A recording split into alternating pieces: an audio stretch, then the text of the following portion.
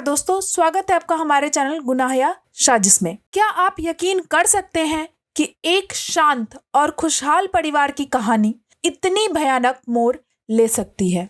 लखनऊ के एक प्रतिष्ठित रेलवे अधिकारी की पत्नी और बेटे की हत्या ने पूरे शहर को हिला के रख दिया।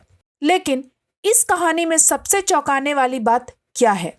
इस भयानक घटना के पीछे कौन था? क्या यह एक बाहरी व्यक्ति का काम था या फिर परिवार के अंदर ही कोई ऐसा था जिसने यह खौफनाक कदम उठाया? मालिनी वाजपेयी और उनके बेटे की हत्या के पीछे की सच्चाई जानने के लिए वीडियो को अंत तक देखें। इस कहानी में छुपे रहस्यों को उजागर करेंगे जो आपको सोचने पे मजबूर कर देंगे। क्या आप तैयार हैं इस रहस्य से पर्दा उठाने के लिए? मगर उससे पहले अगर आपने अब तक गुनाह या साजिश चैनल को सब्सक्राइब नहीं किया है तो जल्द से जल्द चैनल को सब्सक्राइब कर बेल आइकन जरूर दबा लीजिए। दोस्तों, यह कहानी उत्तर प्रदेश की राजधानी लखनऊ के पॉश इलाके गौतमपल्ली पुलिस स्टेशन के विवेकानंद मार्ग स्थित बंगला नंबर 9 की है। अगस्त 2020 में इस बंगले में रेलवे के बड़े अधिकारी आर.डी. वाजपेयी के परिवार रहा करते थे। 1998 बैच के रेलवे अधिकारी आर.डी. वाजपेयी का कुछ समय पहले ही लखनऊ से दिल्ली ट्रांसफर हुआ था। दिल्ली में आर.डी. वाजपेयी रेलवे बोर्ड के स्पोक पर्सन के पद पे कार्यरत थे। तब देश के रेल मंत्री थे पीयूष गोयल। ड्यूटी के चक्कर में आर.डी. वाजपेयी 29 अगस्त 2020 को दिल्ली में थे, जबकि उनकी पत्नी मालिनी दत्त वाजपेयी, बेटा सौर्य दत्त वाजपेयी और एक 15 साल की बेटी लखनऊ के इसी बंगले में रह रहे थे। बेटी लॉरेट हाई स्कूल में 9th क्लास में थी और वह प्रोफेशनल शूटिंग की प्लेयर भी थी। इसने बहुत कम उम्र में ही बड़े शूटिंग टूर्नामेंट भी जीते थे। बेटा गोमती नगर संस्कृत यूनिवर्सिटी में से ग्रेजुएट कर रहा था। क्योंकि घटना के समय लड़की नाबालिग थी, इसीलिए हम कहीं भी आर.डी. वाजपेयी के बेटी का नाम नहीं ले रहे हैं। 29 अगस्त को आर.डी. वाजपेयी का जन्मदिन था, मगर काम की वजह से वाजपेयी लखनऊ में परिवार के साथ नहीं थे। इसीलिए वाजपेयी की पत्नी और बेटा फैसला करते हैं कि उनका बर्थडे घर पर ही मनाएंगे और वाजपेयी को शाम में फोन करके प्रोग्राम में वीडियो कॉल के माध्यम से शामिल करेंगे। सब कुछ प्लान करने के बाद दोपहर के समय मालिनी और सौर्यदत्त कमरे में आराम करने के लिए चले जाते हैं, जबकि उनकी बेटी भी अपने कमरे में चली जाती है। अभी दोपहर के लगभग 3 बज रहे थे। आर.डी. वाजपेयी के सास ससुर यानी मालिनी के माता पिता मालिनी के सरकारी बंगले से लगभग 5 किलोमीटर की दूरी पर गोमती नगर के इलाके में रहते थे। लगभग 3 बजे शाम में आर.डी. वाजपेयी की बेटी घबराई आवाज में अपनी नानी को फोन करती है और उनसे कहती है कि मैं भाई और माँ को उठाने की कोशिश कर रही हूँ, मगर वह उठ नहीं रही। उनकी हालत कुछ ठीक नहीं लग रही। जितनी जल्दी आप एम्बुलेंस लेकर आ सकते हो आ जाओ। इतना कहने के बाद लड़की फोन पे जोर जोर से रोने लगती है।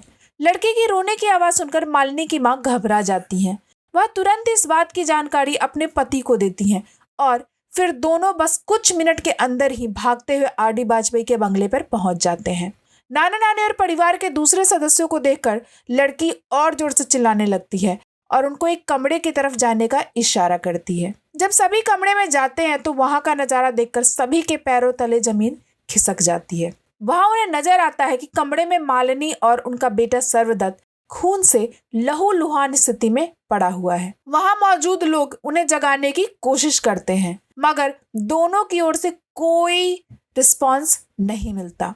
स्थिति की गंभीरता को देखते हुए वहां पर मौजूद लोग जल्द ही इमरजेंसी नंबर 112 पर फोन कर देते हैं।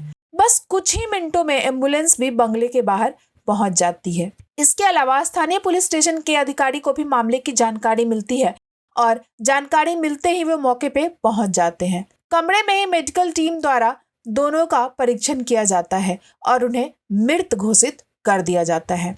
दोनों के सर में गोली लगी थी। इतने वीआईपी इलाके में इतने बड़े सरकारी अफसर की पत्नी और बेटे का दिन दहाड़े हत्या की खबर पूरे प्रशासन में हड़कंप मचा देती है। इस बात की जानकारी दिल्ली में काम कर रहे आर.डी. बर्मन को भी दी जाती है। चूंकि वाजपेयी तत्काल रेल मंत्री पीयूष के करीबी अधिकारी के तौर पे काम कर रहे थे, इस मामले की जानकारी पीयूष गोयल को भी हो जाती है। इस मामले की जानकारी मिलते ही राज्य के आला पुलिस अधिकारी मौके पे पहुंचना शुरू हो जाते हैं। सबसे पहले डीजीपी एस.सी. अवस्थी मौके पे पहुंचते हैं और अपनी जांच शुरू कर देते हैं। घटना के समय इस घर में इन तीनों माँ, बेटे और बेटी के अलावा एक नौकर भी था। पहले शक नौकर पे जाता है कि कहीं नौकर ने कुछ गलत तो नहीं किया, मगर शुरुआती जांच के कुछ ही देर बाद नौकर शक के दायरे से बाहर हो जाता है।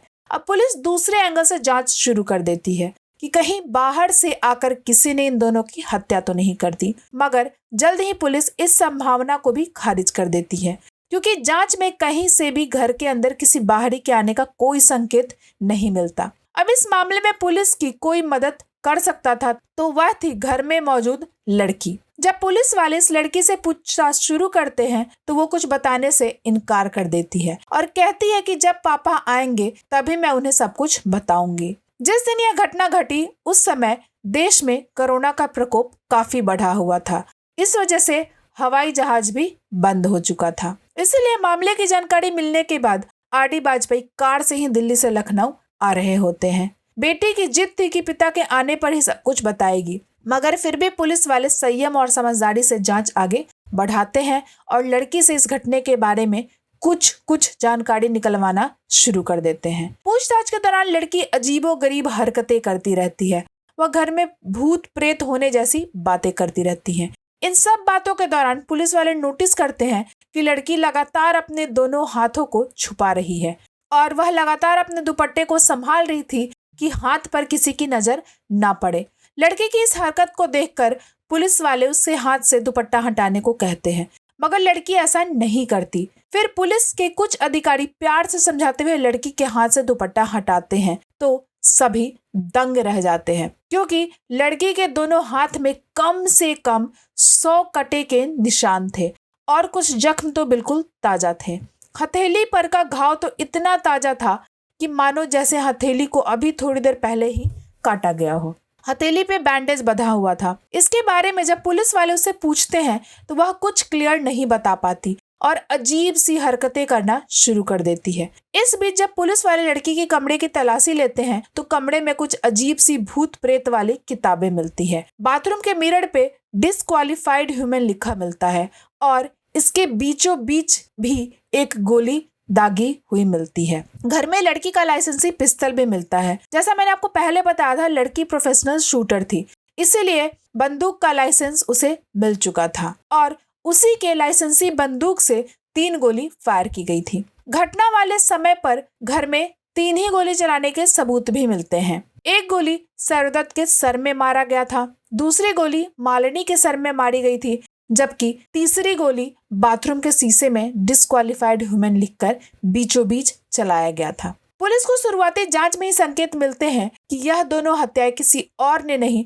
बल्कि इस लड़की ने की है। फिर भी पुलिस वाले आर.डी. वाजपेयी के लखनऊ पहुंचने का इंतजार करने लगते हैं। जब आर.डी. वाजपेयी लखनऊ पहुंचते हैं तो उनकी बेटी उनसे लिपटकर रोने लगती है और फिर उनसे कहना शुरू करती है कि यह जो कुछ भी हुआ है वह किसी भूत ने किया है, इसमें उसकी कोई गलती नहीं। लड़की लगातार इधर उधर की बातें करके पुलिस को गुमराह करने की कोशिश करती है, मगर जब पुलिस वाले थोड़ी सी सख्ती दिखाते हैं तो तुरंत लड़की अपनी माँ और भाई की हत्या की बात कबूल कर लेती है। साथ ही साथ वह कहती है कि घर में भूत है जिसने उसे इन दोनों को मारने के लिए कहा था। पूछताछ में लड़की यह कहती है कि मैं उस भूत के बारे में पिछले काफी समय से अपनी माँ और भाई को बताया करती थी, मगर उन लोगों ने भूत के होने का यकीन नहीं किया। पूछताछ में यह भी खुलासा होता है कि जब मालिनी वाजपेयी अपने बेटे के साथ आराम करने चली जाती है तब लगभग 3 बजे के आसपास उनकी बेटी अपनी लाइसेंसी पिस्टल लेकर अपनी माँ के कमरे में आ जाती है और बिना कुछ कहे सीधा फायर अपनी माँ के सिर पे कर देती है। क्योंकि लड़की ऑलरेडी प्रोफेशनल शूटर प्लेयर थी, इसीलिए उसका निशाना बिल्कुल भी नहीं चूकता और गोली सीधा माँ के सर के बीचों बीच जाकर लगती है। जैसे उसी वक्त मौके पर ही उसकी माँ की मौत हो जाती है। फिर लड़की अपने भाई के पास जाती है जो कि माँ के पास ही आराम कर रहा था। वह कुछ समझ पाता उससे पहले लड़की उसके सर में गोली मार देती है और वह भी वहीं पे ढेर हो जाता है। दोनों को गोली मारने के बाद वह पास में ही रखी एक बेडशीट से दोनों के शरीर ढक देती है। फिर वह अपनी नानी को फोन करके कहानी बनाना शुरू कर देती है। घटना के लगभग 4 घंटे बाद ही पुलिस वाले खुलासा कर देते हैं कि रेलवे अधिकारी आर.डी. वाजपेयी की पत्नी और बेटे की हत्या किसी और ने नहीं बल्कि उनकी ही नाबालिग बेटी ने की है।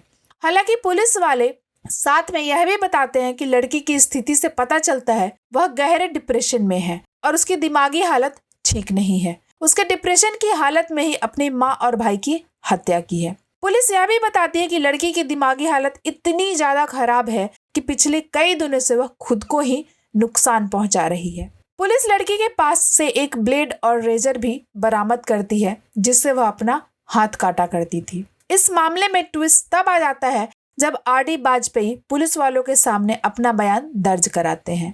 वह अपने बयान में अपनी बेटी को अपने पत्नी और बेटे का कातिल मानने से मना कर देते हैं और वह दावा करते हैं कि उनकी बेटी ने यह हत्याएं नहीं की है बल्कि घर में किसी बाहरी व्यक्ति ने घुसकर यह सब कुछ किया है। इसीलिए वह हत्या का आरोप अज्ञात पे लगाते हुए एफआईआर दर्ज करवाते हैं। इस बीच घर में मौजूद दोनों लाश को अपने कब्जे में लेकर पुलिस वाले पोस्टमार्टम के लिए भेज देते हैं और फिर पोस्टमार्टम के बाद दोनों का अंतिम संस्कार भी करवा दिया जाता है। लड़की की हालत तब तक इतनी ज्यादा खराब हो जाती है कि वह अपनी माँ और भाई के अंतिम संस्कार में भी शामिल नहीं हो पाती और अपनी नानी के साथ उनके घर पर ही रहती है। अंतिम संस्कार के बाद पुलिस वाले अपनी जांच आगे बढ़ाते हैं। लड़की के बयान तथा सबूतों के आधार पर लड़की को अपनी हिरासत में ले लेते हैं। आगे लड़की को 14 दिन की पुलिस कस्टडी में भेज दिया जाता है। पुलिस कस्टडी में सबसे पहले लड़की का मेडिकल एग्जामिनेशन किया जाता है जहां उसे डिप्रेशन करार दे दिया जाता है।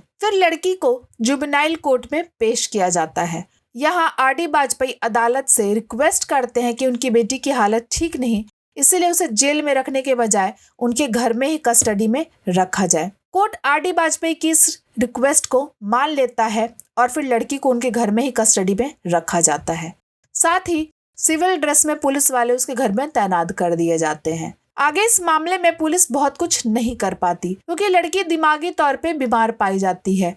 उसका इलाज जॉर्ज मेडिकल कॉलेज में शुरू हो जाता है। आगे इस केस में लड़की के खिलाफ बहुत कुछ नहीं होता। जल्द ही उसे अदालत द्वारा बेल भी मिल जाती है और फिर कुछ महीने बाद लड़की अपने पिता के साथ दिल्ली में ही रहने चली जाती है। धीरे धीरे लोग इस केस को भी भुला देते हैं। इसी बीच लगभग 1 साल का समय बीत जाता है। तभी एक बार फिर से आर.डी. वाजपेयी और उनकी बेटी जबरदस्त तरीके से चर्चा में आते हैं और इस बार इन दोनों की चर्चा में आने का वजह बहुत ही शर्मनाक और भयानक थी। जिस नाबालिग लड़की पे पागलपन की हालत में अपनी माँ और भाई की हत्या का आरोप लगा था, वही लड़की 23 नवंबर को अपने पिता आर.डी. वाजपेयी और अपनी बुआ पिंकी तिवारी के खिलाफ अलीगंज थाने में रिपोर्ट दर्ज करवाते हुए शिकायत करती है कि उनके पिता 2013 से ही उसका शोषण कर रहे हैं। इतना ही नहीं, लड़की दावा करती है कि माँ और भाई के मौत के बाद जब वह दिल्ली में अपने पिता के साथ रहने गई तो वहां उसकी बुआ जबरदस्ती उसके पिता के कमरे में उसे भेजना शुरू कर दिया था। लड़की अपने पिता और बुआ पे इतने गंभीर आरोप लगाती है कि पिता और बुआ के खिलाफ पॉक्सो एक्ट के तहत मामला दर्ज किया जाता है। इसके अलावा उन पर छेड़खानी और की धाराओं के तहत भी मामला दर्ज किया जाता है। क्योंकि बेटी ने अपने पिता और बुआ के खिलाफ मामला दर्ज करवाया था, इसीलिए मामला दर्ज होने के बाद यह दोनों आरोपी स्थानीय अदालत में जाकर अरेस्ट स्टे ले लेते हैं। यानी पुलिस उन्हें चाहकर भी गिरफ्तार नहीं कर सकती। अब इस केस की मौजूदा स्थिति की बात करें तो अदालत में साबित हो गया था कि लड़की डिप्रेशन में आकर अपनी माँ और भाई की हत्या की थी, इसीलिए उसके खिलाफ कोई भी कठोर कार्रवाई नहीं की गई और मामला आज भी अदालत में ही घूम रहा है। वहीं लड़की ने जो आरोप अपने पिता और बुआ पे लगाया था, उस मामले में दोनों को आरोपी बनाते हुए पुलिस 2022 में चार्जशीट फाइनल कर देती है। फिलहाल यह मामला अदालत में चल रहा है। दोस्तों, यह कहानी जानने के बाद आपका क्या कहना है? कमेंट बॉक्स में अपनी राय हमें अवश्य बताएं। अगर आपको हमारी मेहनत पसंद आ रही है और वीडियो को आपने यहाँ तक देखा है तो हमारे चैनल को सब्सक्राइब करना ना भूलें। साथ ही साथ बेल आइकन भी दबा दें ताकि आपको नोटिफिकेशन मिलता रहे। मैं आपसे फिर मिलूंगी एक नई घटना के साथ। तब तक के लिए धन्यवाद।